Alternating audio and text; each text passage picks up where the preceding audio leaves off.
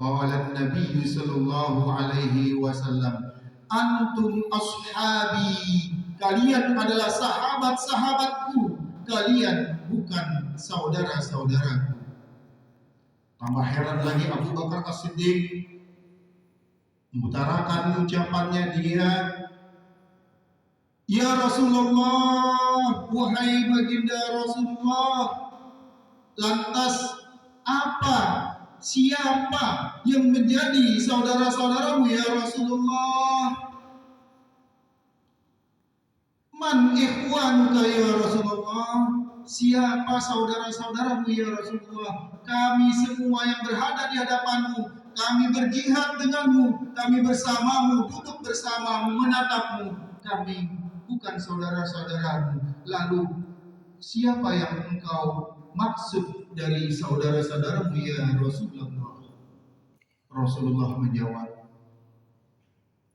ikhwani unasun ya'tuna min ba'di amanu bi wa lam yarawni wa sallallahu alayya wa lam yaltaqu bi. Umatku, saudara-saudaraku adalah umatku yang hidup bukan di zamanku, dia hidup setelahku. Itulah saudara-saudaraku. Ma'asyiral muslimin rahimakumullah. Kalau Abu Bakar As-Siddiq beriman, bersolawat kepada baginda Nabi besar Muhammad sallallahu alaihi wasallam pantas. Kalau Sayyidina Umar bin Khattab, dia berjuang segala jiwa dan raganya dia korbankan untuk baginda Nabi besar Muhammad sallallahu alaihi wasallam, wajar karena beliau hidup di zaman Nabi, duduk bersanding bersama Nabi. Tapi kita umat Nabi besar Muhammad sallallahu alaihi wasallam yang beriman dan berselawat kepada Nabi, tidak pernah duduk menatap Nabi, tidak pernah berjumpa dengan Nabi, tidak pernah bertemu dengan Nabi, tapi beriman dan berselawat. Itulah manusia yang mendapat keistimewaan dari baginda Nabi besar Muhammad sallallahu alaihi wasallam. Kita lah mudah-mudahan semua yang hadir di sini adalah orang-orang yang dirindukan oleh Nabi besar Muhammad sallallahu alaihi wasallam. Suatu kelak Allah pertemukan kita di surganya Allah Subhanahu wa taala. Amin ya rabbal alamin. Ma'asyiral muslimin jamaah Jumat rahimakumullah. Di dalam kitab suci Al-Qur'an yang Allah turunkan kepada baginda Nabi besar Muhammad sallallahu alaihi wasallam dicontohkan beberapa kisah, dari kisah Nabi Adam dengan anak-anaknya, kemudian kisah Nabi Ibrahim dengan anaknya, kisah Nabi Nuh dengan keluarganya, dan Nabi besar Muhammad sallallahu alaihi wasallam beserta keluarganya. Semua kisah itu dimasukkan, terdapat di dalam kitab suci Al-Qur'an. Ada yang lebih menarik, dia bukan dari golongan Nabi, bukan dari para ulama, tapi namanya Allah abadikan di dalam Al-Qur'an surat Luqman. Qala Allah Ta'ala fi muhkam tanzili wa huwa asdaqul qailin, a'udzu billahi minasy syaithanir rajim. Wa laqad atayna Luqmana al-hikmata an yashkur lillah wa man yashkur fa innama yashkuru li nafsihi wa man kafara fa innallaha ghaniyyun hamid. Dan sesungguhnya kami telah berikan hikmah kepada Luqman, yaitu bersyukurlah kepada Allah, dan barang siapa yang bersyukur kepada Allah, maka sesungguhnya ia telah bersyukur atas dirinya sendiri, dan barang siapa yang tidak bersyukur, maka sesungguhnya Allah Maha Kaya lagi Maha Terpuji. Surat Luqman ayat 12. Jamaah Jumat rahimakumullah. Luqman Al-Hakim lahir bukanlah dari kalangan para nabi, bukan juga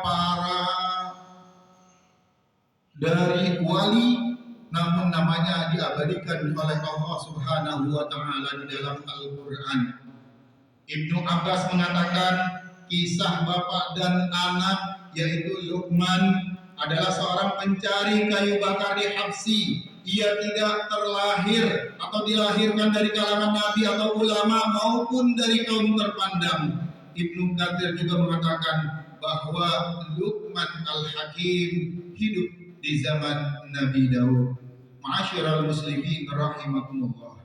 Yang kita petik adalah sebagaimana Rasulullah Shallallahu Alaihi Wasallam telah diutus oleh Allah, wa ma arsalnaka illa rahmatan lil alamin, dan aku tidak mengutus engkau wahai Muhammad kecuali untuk rahmat semesta alam.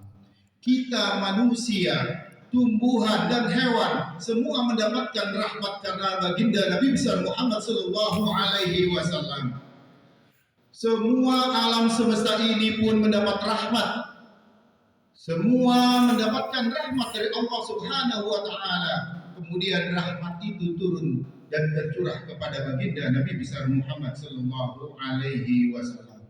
Ada yang sangat baik kita petik dari Maulid Nabi Muhammad sallallahu alaihi wasallam di bulan Rabiul Awal ini, yaitu akhlak yang dibawakan oleh baginda Nabi besar Muhammad sallallahu alaihi wasallam. Ada 3 tingkatan akhlak. Yang pertama hasanah, yang kedua karimah, dan yang ketiga azimah. Hasanah baik atau bagus.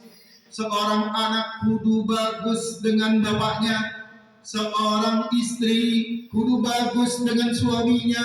Seorang suami harus bagus dengan istri. Begitu juga seorang rakyat harus bagus dengan pemimpin. Seorang pemimpin juga harus bagus dengan anak. Suami kepada istri, istri kepada suami, mantu kepada mertua, mertua kepada mantu, semuanya juga harus bagus. Ini akhlak yang dicontohkan kepada baginda Nabi besar Muhammad sallallahu alaihi wasallam untuk kita semua.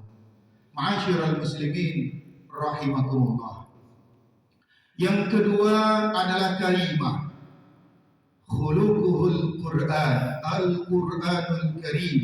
Akhlak yang baginda Rasulullah sallallahu alaihi wasallam ajarkan kepada kita merupakan akhlak yang terpuji, akhlak mahmudah. Semua tercantum di dalam Al-Quran. Satu kisah dari Luqman Al-Hakim bisa kita lihat.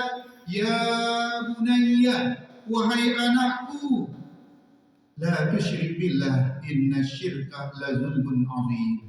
Nasihat kepada anaknya, janganlah engkau syirik kepada Allah, sesungguhnya perbuatan syirik adalah benar-benar kezaliman yang besar. Kemudian wawaswainal insana biwalidayhi, untuk berbuat baik kepada kedua orang tua.